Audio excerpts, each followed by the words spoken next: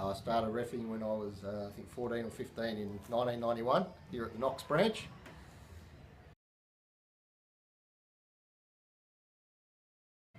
Biggest achievement, probably put it down to two, either the NBL Grand Finals that I've refereed or the gold medal game at the Under-19 World Championships in Prague.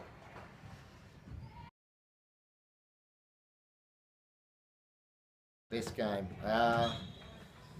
Probably actually the semi-final series of Adelaide-Perth, I'd say. It was a few years back. It was probably the best games or best series I've refereed. Every game was close. You know, a lot of, I suppose, emotion in the series, and Adelaide-Perth, obviously a big rivalry. So that was probably the toughest games, I would say, because sometimes, you know, obviously your grand finals are the ones that you strive for, but sometimes don't turn out to be always the best games. So that's why I'd probably say the semi-finals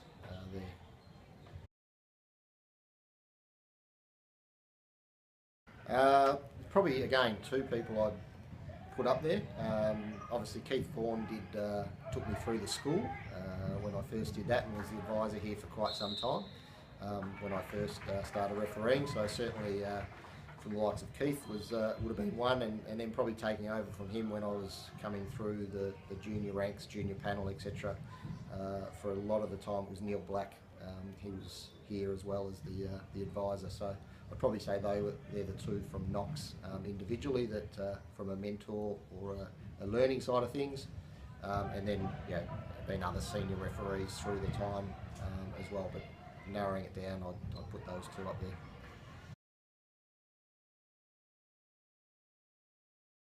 Again, narrowing it down, it's very difficult. But I suppose when I started making my way through the NBL panel, it's hard to go past the real senior guys that you learn from there, likes of Bill Mildenhall, Ray Hunt, those sort of guys, and then I suppose the commissioners that you have at the NBL level as well. Obviously, always teaching you or passing on feedback from that. But again, I'd have to say probably Bill and Ray, and then closer, guys like Mickey Aylan, Vaughan, who obviously I still run around with these days.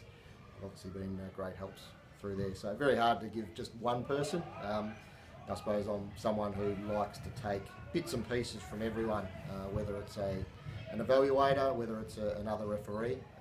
I always think that you can take something from everyone and remove the things that you might not necessarily agree with, but there'll always be things like that. But taking bits and pieces from everyone that you can then apply into your game from there and make you a better referee.